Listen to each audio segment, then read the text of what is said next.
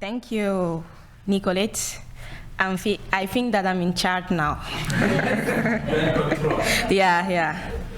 So, salam alaikum to all, and I hope that you are enjoying this moment with us. Thank you for your presence.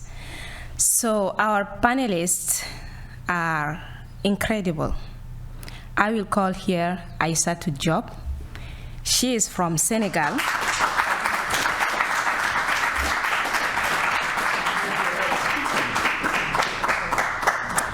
Aïssatou Diop is from Senegal. We used to call her Senegal La Terenga. She is a curator, a researcher, an activist, and cultural mediator specialized in cultural and creative industry in Africa. Excuse me, I love my country. Then, Fona Konate, the elephant.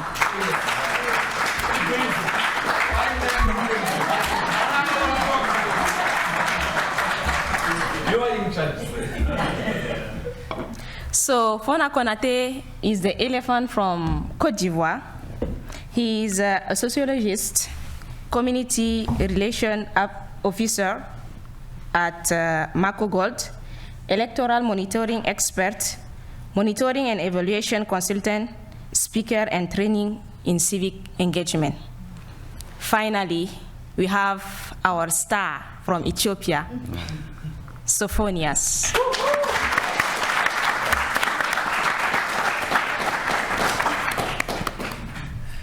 Sophonias is a global sustainable development goals advocate and innovation, technology, and art program curator. Of course, humbly, myself, Rokhaya Mama Traore from Tomai, Chad. So based on what Nicolette has just said, we are going to discuss about the role of art and culture in African integration. It seems huge, right? But our panelists will tell us more about it, and after we are going to open the floor for your questions. So, we can't begin without having a strong understanding or giving understanding of the topic or giving some definitions. And Aïssatou, Fona, and Sophonias, according to you, what is art, what is culture, and what integration sounds to you? It's your please, briefly. I'm going to be very brief. I think art and culture are the lifeblood of our nations. Thank you. Fona? For me, art and culture is our habit, our value, and all the technical, material, and immaterial creation in a nation, in a community. Thank you so much. Thank you, everyone. This is a very important topic for Africans. We believe that the power of art, culture, and technology will have the potential to unite Africa. So art, for me, is the expression or the application of human skill or imagination to express your feelings or idea with different forms. It could be visual art, produced work, or but when people are able to express their imagination or a skill, they can use the form of different arts.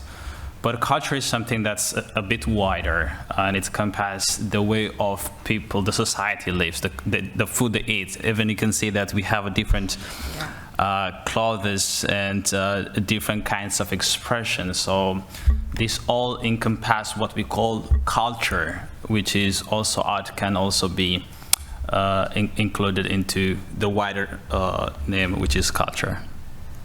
Thank you for this clarification and precision. So back to our topic. Why is it important to have integration in Africa? And do you think that is it possible? Yeah. I think because I was saying that art and culture are the lifeblood of our nations in Africa. So we may think about the aesthetics, but there is like a potential through art that can bring joy, but also something else, that we can use art to advocate for democracy without throwing rocks. We can use art to talk about politics and aesthetics without going out and shouting. We can use art and culture to build a nation. In the United States, at the beginning, I think the father of the nation, they were using art to build sculpture, doing artwork that we all using today to visit and to know more about those father of the nation.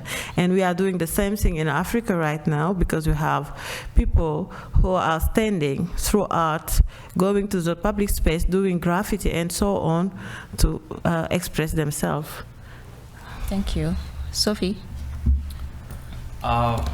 It's obviously, I mean, Africa has a very long history. It's a very diverse community with a whole different values, and it's a very rich in culture and diversity. So integration is a very important for Africa, even though it seems the continent is very much disintegrated. The integration is what we all look, and the Sustainable Development Goal aspire, for example, by 2030, the economy might be doubled for the sub-Saharan African, but one of the pressing or the posing issue that we have is the people do not have infrastructure that brings them together. They don't have technology that brings them together.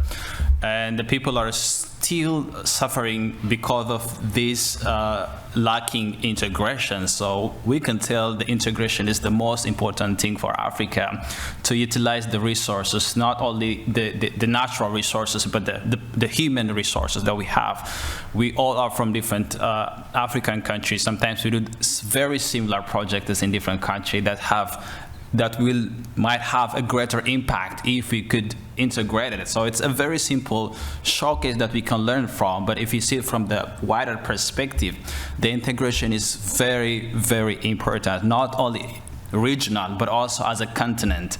The country needs this integration, and we believe that art, culture, and technology will play the major role in achieving this integration, and they use to make the continent prosperous, but more importantly, livable for the people who are residing in the continent. So it's no doubt that we need the integration, and art can play the major part in doing so. So, do you think that integration is possible in Africa? Yes, I believe it's very possible. There have been some attempts, if we study our history, there were some giant Pan-Africanists who have taken the decision or to play major roles in uniting the continent Africa. Of course, there has been some issues, but it's still possible for two reasons. The first reason is Africa has a wider young population who are now very much active in exchanging ideas and coming together to learn from one another. If people have the opportunity to come together to learn from one experience to other, if we are able to see some shared features, it's much possible than ever. So I believe it's through the power of technology, the continent, the young people in the continent are now becoming friends more than ever. And it's a great indication that the continent will have the future to be integrated in different, we cannot say that's going to be one. The continent will have to preserve its unique culture, unique art, or unique identity, but there is a possibility for the continent to form some sort of integration to promote our peace and security, economical advantage, and also creating the continent, making our planet better for all of us. Thank you. I thought that you also agree that it's possible. It is possible. Okay, thank you. Yes. So, merci. Comme vous soutenez que l'intégration est possible en Afrique, maintenant nous allons plus en profondeur. You know, language is also a tool for integration. So, I was saying I was saying, as they support that integration is possible in Africa, we are now going to deep the conversation. Okay? So, Fona, as a sociologist, can you tell us more about the topic according to your perspective? I mean, how do you analyze and understand sociologically Africans' integration through art and culture? Okay, thank you very much. I think, first of all, talking about the integration, which is a kind of process by which the newcomer are incorporated to the society in terms of value, in terms of belief, in terms of language. It's something which is very important to know in this process how we have in common. And even you take my outfit today, like this one, just the tunic I wear is something which share its origin with many countries, like Mali, Togo, Ivory Coast. And in my country is our community outfit. But when you are looking for the origin, you can find the origin in all of these countries. That means that when you are looking for the connection, you will find the same people, maybe with the same value and the same interpretation of social reality. And in terms of sociological comprehension of this topic of art and culture, we can analyze by talking about the function or the reality of art and culture. And at this level, I think there is a lot of point to underline, as some of the panelists have said. One of the things is that culture and art, because culture is also interlinked or integrated to culture. So it's not like it's two different entities, so they both work together. So the first point I want to underline is that the culture is an instrument at the service of social integration and as a vocation of social reproduction in terms of transmission of value, in terms of way of life, in terms of belief. The second point in terms of function and culture social reality is that it serves as a support for education and social identification, because like I took the example of outfit. When I'm somewhere and I'm with some African, they can know, okay, this is from our country, or maybe the design is for our country, or the tissue is for our country. So it's a kind of a clue to identify ourselves and also build our self-esteem. It's also, in terms of role, it's a kind of levers of action to stimulate our sense of belonging. That's okay, I know when I have this bonnet, it can be a tools of identification to say, okay, I'm proud to be from Togo, I'm proud to be from Cote d'Ivoire, I'm proud to be from Kenya, Senegal, Ethiopia, or Chad, something like that. And another point to highlight is that it's also help us to create a kind of social bond. You can remind when we came to UVA from Cote d'Ivoire, everywhere, and we have been in the same room from other many countries, and the question is how to survive. I want to mean the food. Okay, what kind of food are we going to cook? And we come to find a solution. Okay, I'm with Senegal, I'm with South Africa, I'm with Zimbabwe, I'm with Kenya, I'm with Liberia. So what we have to do is to propose what we can share together. So an Ivorian food, garba, which is a kind of couscous coming from cassava, and jollof rice, also proposed by Aissatou, and other dish from Kenya or South Africa. So this kind of resource help us to create a link and beyond our language geographical barrier. That means that the culture very create a kind of social bond in our life, and also build a collective resilience, because when we find solution about food or about our feet, it helps every one of us to be resilient. And some maybe wear today a outfit from some other country, and just to share the common message that we have. So I think it's a kind of, in terms of role or understanding, also art and culture help us to create more understanding and complementarity between our different culture. So I think also one point to highlight in this discussion is also with art and culture, we have facing also to prejudice. Because sometimes you meet someone, you are in the process of self-questioning, what's that? Okay? And we come to say, okay, this is like, this is not like, and we base maybe our judgment on what we see or what we understand. And this also, how can I tell this? It constructs a kind of barrier sometime, and also sometime it base or it's a cause, a reason of maybe assimilation, because sometimes as African, this is also a reality.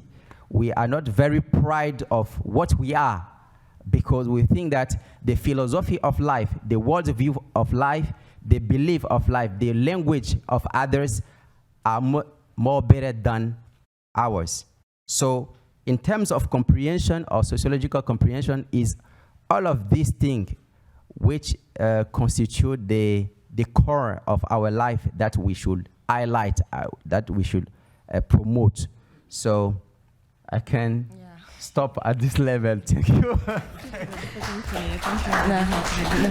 Thank you. Thank you, Fona. Thank you for sharing. I think it's helped us to understand this dynamic and the sociological way. For Sophonius, you use art and culture, combine it with technology to enhance, to promote integration in your community. Please, can you tell us more about your work? Yes, I'd love to share about my work. So, actually, to bring African, we do have a program that we are implementing in more than 20 countries. But before that, I would like to say, coming to US and seeing that participating on July 4th festival, seeing that the US has a culture of democracy was such a very profound experience for us. And I think for Africa as well, what we need to do is just to create a culture of democracy where people consider equality, good governance, and all of that is a culture, it's a part of way of life, not just an academic or something that we should be learning in universities. So that was such a profound experience, and I think what we need is also for Africa is to create that culture for everyone should be aware about their rights, responsibilities, and all of that. So what we do, repurpose shipping containers and with audio-visual technologies. Any shipping containers can be repurposed with audio-visual technologies. We packed big screens, microphones, and microphones and all video conferencing tools, and we place these technologies in more than 20 countries for the people to have a live conversations about food, art, culture, education, good governance, and all of that. And we believe these all conversations will help us to create a new narrative of the continent, that the continent has great potential in the coming few years if we pay attention, and this potential can help us to become together, but also to create a new continent that we wish to have in the near future. So this technology has brought lots of culture and art, and this has been lively available for anyone to check in. It's called Local Voice Network, so I appreciate if you can go and check it. Thank you, Sophonias, for sharing your work. It's very inspiring to know all that you are doing. Aissatou, our artivist, she defined herself as an artivist. She will tell us more about it. What is an artivist? So, what is your artistic view about the topic, and how do you engage communities to promote African integration? I'll start by the jollof rice competition. Sure. There is no competition. Actually, that's a beautiful history because there is Nigeria and Ghana. You know the story of jollof rice. They fight each other always. I am the best. You are the best.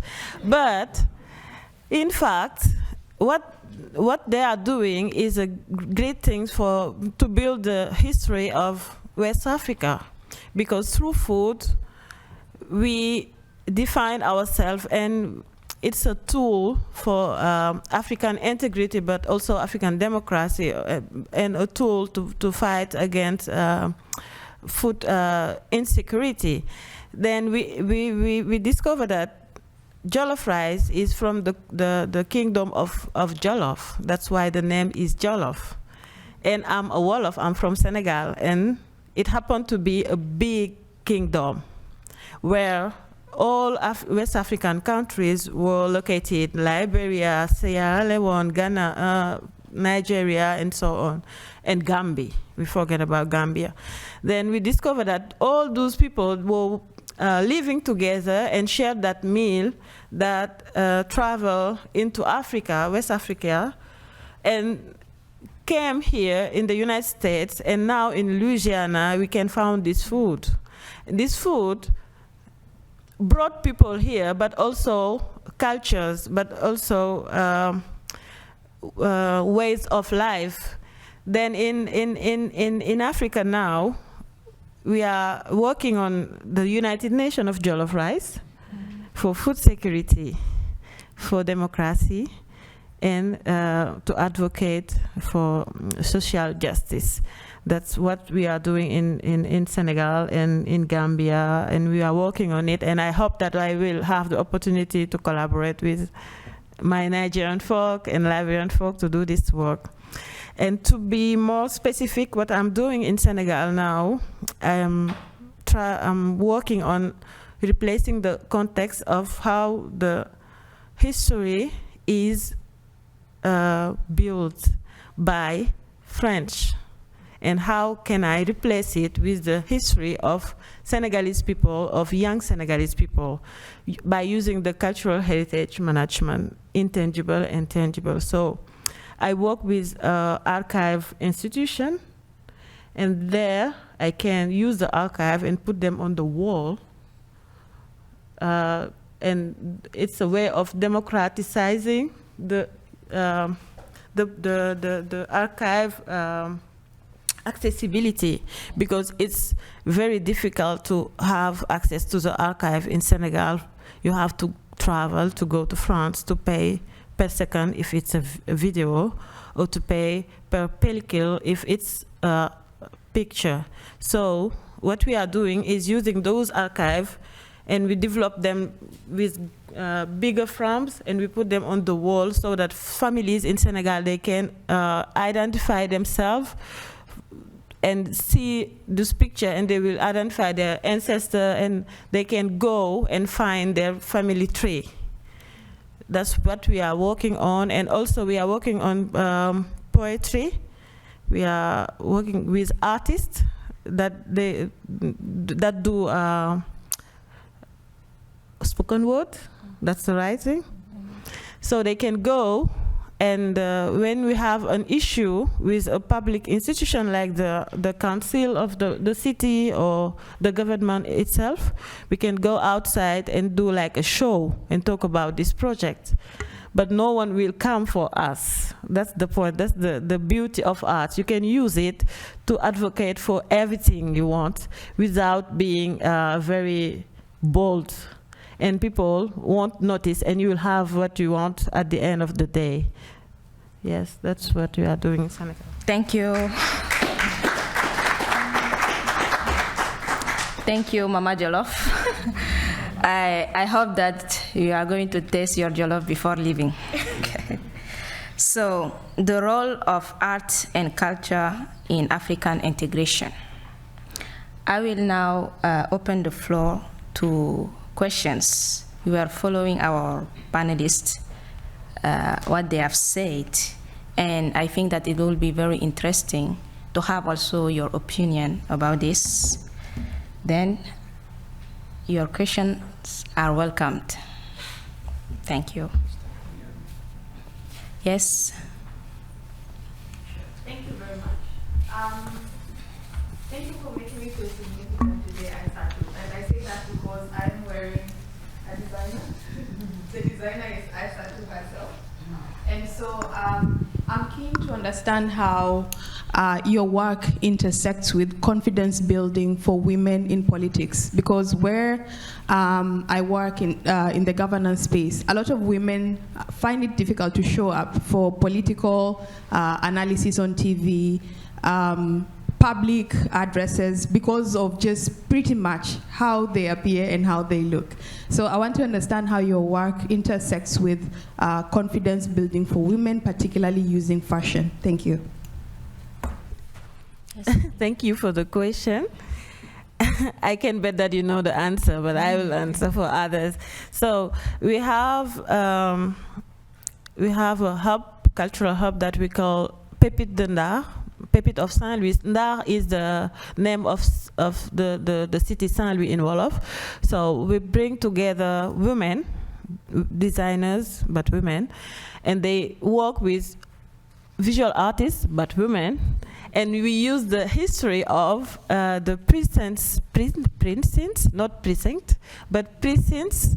In the past, we had like queens and precincts in Senegal. So we use the histories of those precincts, and we can build a storytelling about how they was in the past, how they build the society, the Senegalese society, how they fight against the colonialists, and also against the Arabic threat.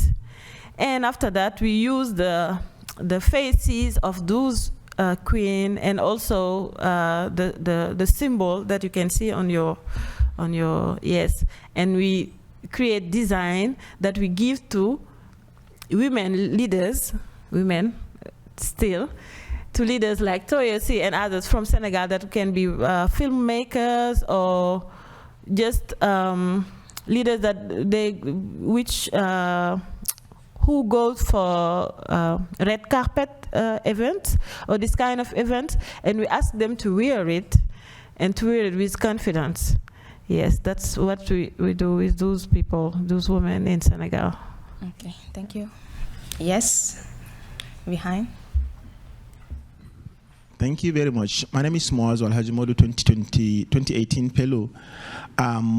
When you started a conversation around food, I think food is one of the most important component of our culture as an Africans. However, if you go out, travel out of the African continent, you find out that there are serious shortage in terms of accessing African food. So what advice can you give to see how we can be able to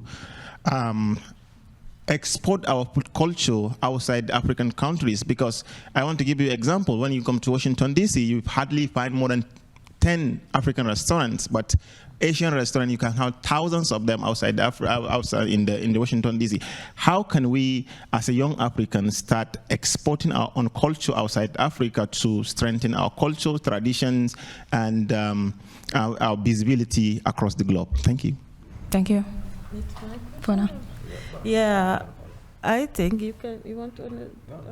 Okay. There is something that we call the food processing. It's a thing that Asian, they are very good at it. They can open a restaurant and they will not limit themselves into, like, if you are Chinese, I will think about the Japanese food or the Indian food. I will open a restaurant that I will call fusion restaurant. And in Africa, because we are talking about integration, and in Africa, if I'm Senegalese, the first thing I will do is open a Senegalese restaurant. I won't put like Nigerian restaurant. And here in the United States, it's not, in Virginia you will find Senegalese, but also Togolese and Nigerian and Ghanaian and so on. So we need to open more fusion African restaurants that people can identify themselves and come and eat, because maybe a Nigerian doesn't want to have Senegalese food all day, every day. He wants to find Nigerian food, or a Chadian will have a dry meat pot, something like that. And in New York, I think there is a Senegalese chef called Chef Pierre Cham, who has a restaurant. It's a fusion restaurant, and there he's not making typical African food. They are very exotic as a menu, because he's exploring other possibilities, other cereals and everything, to make it very exotic. And people are really interested in this kind of food because it's the fusion food. You can have like a jollof, but not with rice. It will be with the couscous of cassava or something else. So an Ivorian, a man from Ivory Coast or a woman from Ivory Coast will find himself in this kind of food because it's a fusion. Maybe we have to think globally. We have to be more global and do like African fusion food and not just Senegalese or Ghanaian. And we have also to work on the communication, how we communicate with people, because we will open the restaurant, but we will do it for our people.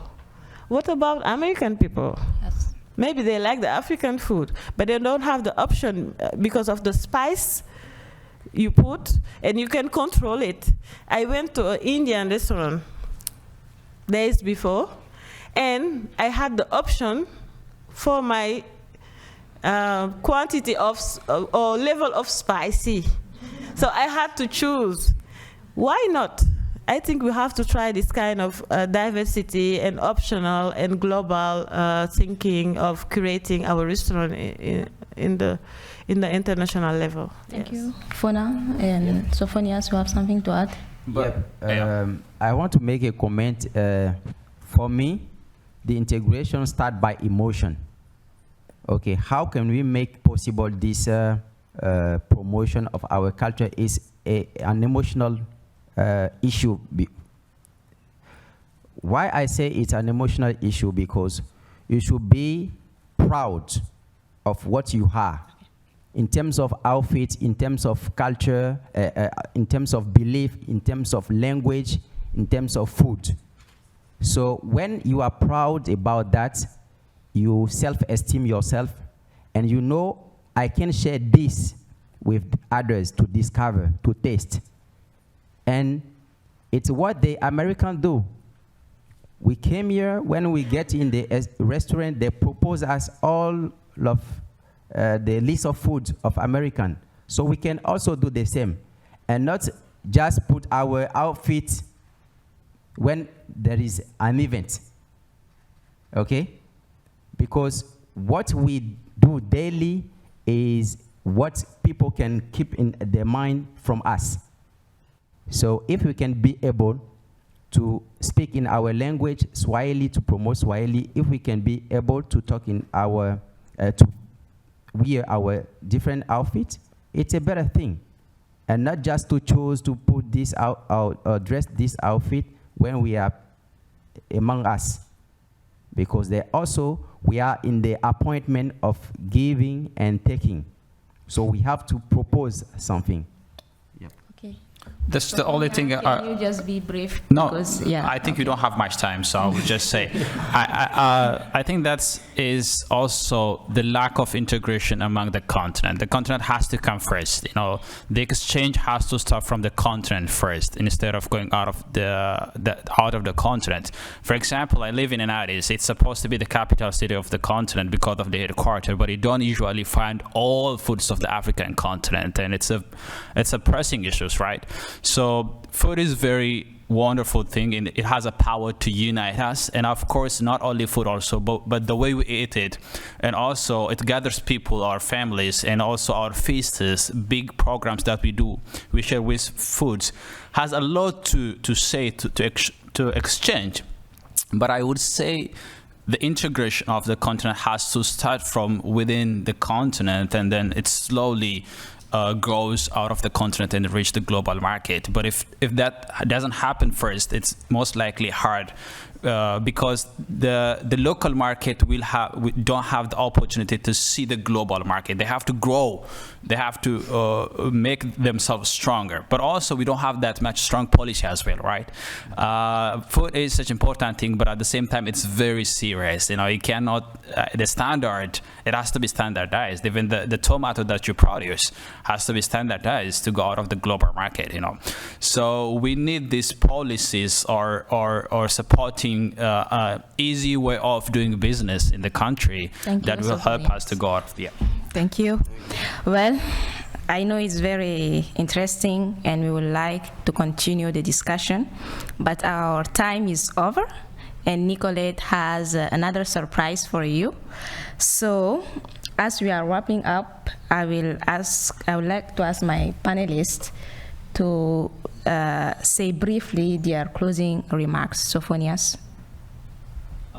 Closing remarks. Okay, thank you so much for listening to us. We know we are not the expert. We just want to share what we believe in, what we think is better for the continent. But I can assure you this is something that we keep exploring, learn, equip ourselves to be a good contributor for our continent and for everything that you have done for us. We are so much grateful. All learning sessions has been such a great experience for all of us. Thank you, Fona. Okay. We need inclusion, we need diversity, and we should know that where people are the barrier, food goes beyond. And where language as barrier, music go beyond. Where belief at the barrier, outfit go beyond. So let nothing prevent our generation from creating the best integration with cultural element that we master. Thank you. Thank you for now. Aissatou? As we wrap it, I took note from my fellows. So what I want to add is we need art and culture for change, for positive change. We need art and culture for dialogue, what we are doing here today, and we need it to support artists. We need this dialogue to support artists, but also to support cultural education, because we don't have that in our countries. I don't know anything about South Africa. At least I know about Nelson Mandela, but I don't know anything about South Africa. I don't know anything about the outfit you are wearing today. And I think it's a cultural education that we need to understand our African nation, and from that we can build an integration. Thank you. Thank you. Thank you, guys. And as Okoro used to say, you are the best. So, and for me, it was a pleasure to moderate this panel. I hope that you enjoy it, and it was, I hope that it was very insightful. And thank you for your participation, and enjoy the rest of the program. Nicolette?